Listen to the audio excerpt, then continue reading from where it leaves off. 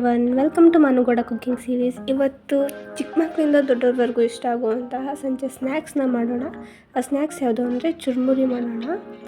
ಚುರುಮುರಿ ಮಾಡೋಕ್ಕೆ ಏನೇನು ಬೇಕು ಅಂತ ಫಸ್ಟ್ ನೋಡ್ಕೊಳ್ಳಿ. ಚುರುಮುರಿ ಮಾಡೋಕ್ಕೆ ಫಸ್ಟು ನಾವು ಕಡಲೆಪುರಿ ತೊಗೊಂಡಿದ್ದೀನಿ, ಟೊಮ್ಯಾಟೊ, ತುರಿದಿಟ್ಕೊಂಡಿರೋ ಕ್ಯಾರೆಟ್, ಕಟ್ ಮಾಡಿಟ್ಕೊಂಡಿರೋ ಈರುಳ್ಳಿ, ನಿಂಬೆಹಣ್ಣು, ಕೊತ್ತಂಬರಿ ಸೊಪ್ಪು, ಕರಿಬೇವು, ಕಡಲೆ ಬೀಜ, ರೆಡ್ ಚಿಲ್ಲಿ ಪೌಡರ್, ರುಚಿಗೆ ತಕ್ಕಷ್ಟು ಉಪ್ಪು ಮತ್ತು ಸ್ವಲ್ಪ ಎಣ್ಣೆ.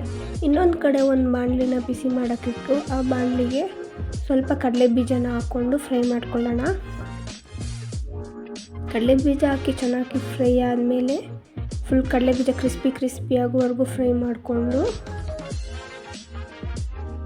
ನೆಕ್ಸ್ಟ್ ಅದೆಲ್ಲ ಫ್ರೈ ಆದಮೇಲೆ ಕರಿಬೇವು ಸೊಪ್ಪನ್ನ ಹಾಕ್ಕೊಳ್ಳೋಣ. ನೀವು ಇದನ್ನು ಸ್ಕಿಪ್ ಮಾಡ್ಬೋದು, ಬಟ್ ಈ ಥರ ಮಾಡಿದ್ರೆ ಟೇಸ್ಟ್ ಚೆನ್ನಾಗಿರುತ್ತೆ. ನಿಮ್ಮ ಹತ್ರ ರೆಡಿ ಫ್ರೈ ಆಗಿರೋ ಕಡಲೆ ಬೀಜ ಆಲ್ರೆಡಿ ಇದ್ದರೆ ಅದರ ಅವಶ್ಯಕತೆ ಇರಲ್ಲ. ಅದಾದಮೇಲೆ ಅದೇ ಪಾತ್ರೆಗೆ ಕಟ್ ಮಾಡಿ ಇಟ್ಕೊಂಡಿರೋಂಥ ಈರುಳ್ಳಿ,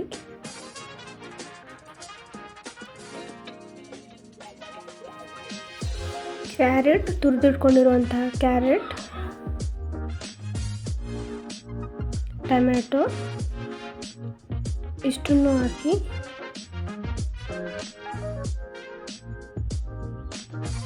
ಕಡಲೆ ಪುರಿನೂ ಆ್ಯಡ್ ಮಾಡ್ಕೊಳ್ಳೋಣ.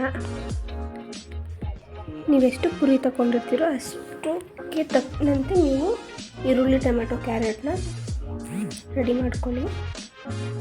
ಅದಾದಮೇಲೆ ಸ್ವಲ್ಪ ರುಚಿಗೆ ನಿಮ್ಗೆ ಎಷ್ಟು ಉಪ್ಪು ಬೇಕು ಅಷ್ಟು ಆ್ಯಡ್ ಮಾಡ್ಕೊಳ್ಳಿ.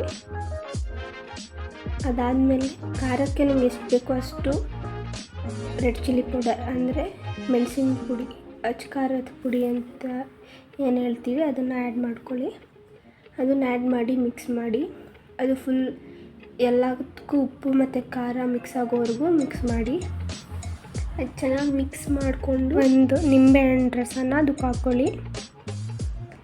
ನೀವು ಅರ್ಧ ನಿಂಬೆಹಣ್ಣು ಹಾಕ್ಕೊಂಡ್ರೆ ಹುಳಿ ಇಷ್ಟಪಡೋರು ಬೇಕಿದ್ದರೆ ಒಂದು ಫುಲ್ ನಿಂಬೆಹಣ್ಣೆ ಹಾಕೊಬೋದು. ಇಷ್ಟ ಇಲ್ಲ ಅಂದೋರು ಒಂದು ಅರ್ಧ ನಿಂಬೆಹಣ್ಣು ಹಾಕ್ಕೊಂಡು ಚೆನ್ನಾಗಿ ಮಿಕ್ಸ್ ಮಾಡಿಕೊಂಡು ಮೇಲ್ಗಡೆ ಕೊತ್ತಂಬರಿ ಸೊಪ್ಪನ್ನು ಹಾಕಿ ಮಿಕ್ಸ್ ಮಾಡಿದ್ರೆ ಸಂಜೆ ಸ್ನ್ಯಾಕ್ಸ್ ಚುರುಮುರಿ ರೆಡಿ ಆಗುತ್ತೆ.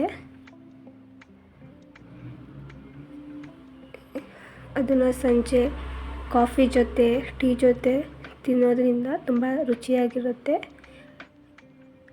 ಆಮೇಲೆ ಮನೆ ಮಂದಿಗೆಲ್ಲ ಇಷ್ಟ ಆಗುವಂತಹ ಸ್ನ್ಯಾಕ್ಸ್. ಇದೇ ಥರ ಸೂಪರ್ ಟೇಸ್ಟಿ ರೆಸಿಪಿಗಾಗಿ ಮನುಗೌಡ ಯೂಟ್ಯೂಬ್ ಚಾನಲ್ನ ಫಾಲೋ ಮಾಡಿ, ಸಬ್ಸ್ಕ್ರೈಬ್ ಮಾಡಿ, ಲೈಕ್ ಮಾಡಿ, ಶೇರ್ ಮಾಡಿ, ಕಮೆಂಟ್ ಮಾಡಿ. Thank you.